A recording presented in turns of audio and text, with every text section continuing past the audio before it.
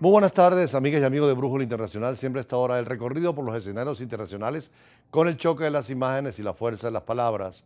Durante este año tuvimos la oportunidad de conversar con varios embajadores acreditados en Venezuela. En Venezuela hay unas 75 embajadas bilaterales y unas 12 o 15 embajadas multilaterales.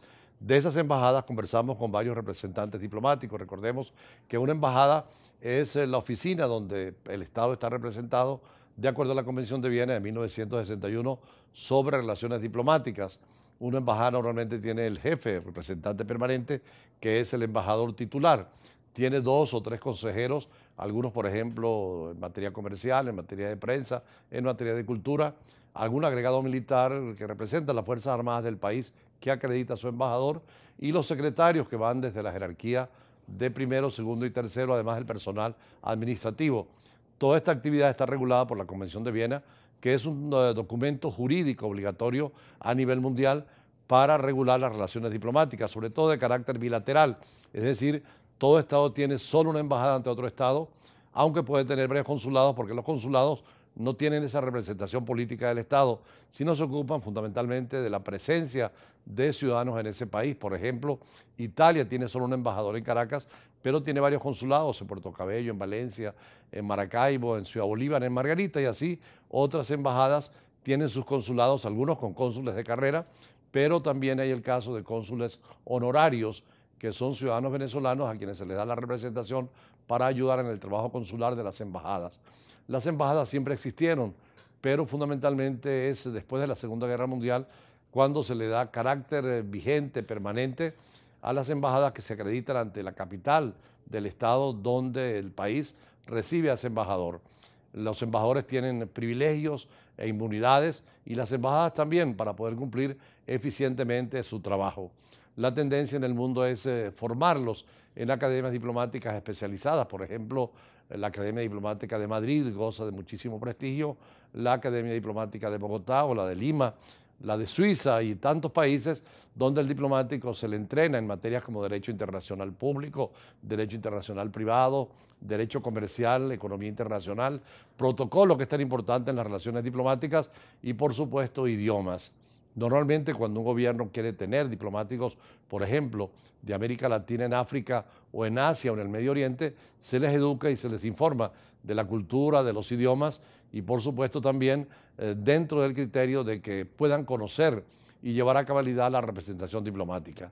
Cuando un embajador o una embajada no cumple con las funciones asignadas, sale de protocolo o de la doctrina de esa propia embajada, pueden aplicar lo que se llama declaratoria persona non grata, es decir, al embajador o al funcionario diplomático que incurra en alguna falta que el Estado donde está la embajada considere, puede ser declarado persona non grata, de persona no grata al país y retirado.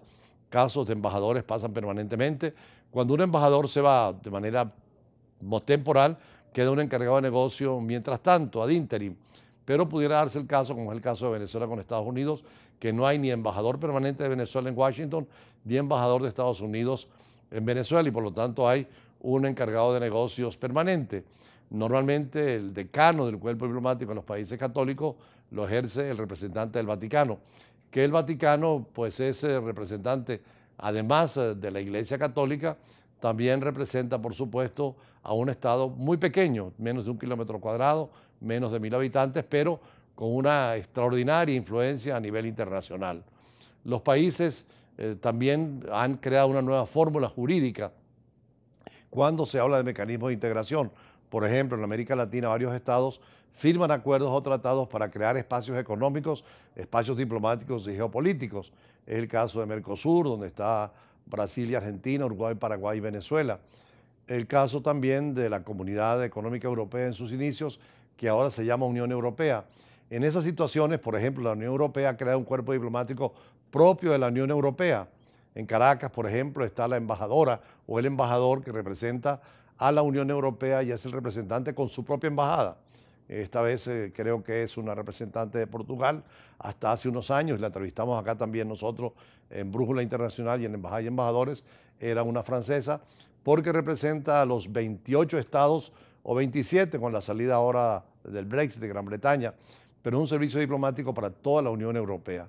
Es posible que en el caso de América Latina, Mercosur cree su propio cuerpo diplomático, sus propias embajadas, o lo que ha hecho, por ejemplo, ahora la Alianza del Pacífico, que son los estados latinoamericanos que dan al Pacífico como Panamá, Costa Rica, Colombia, Ecuador, Perú, Chile, que donde para ahorrar dinero y presencia pueden acreditar a un embajador para esos países y representar a los demás países.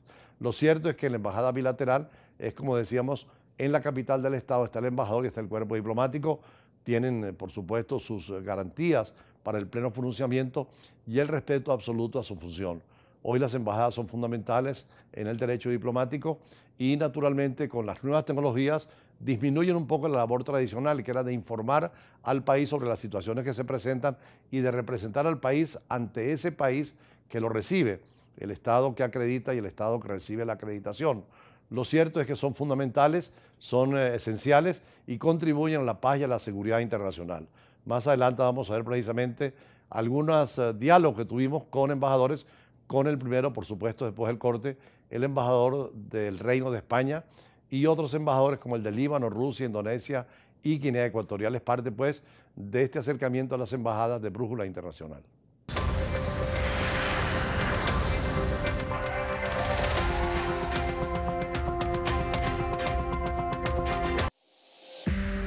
Usted está viendo Brújula Internacional.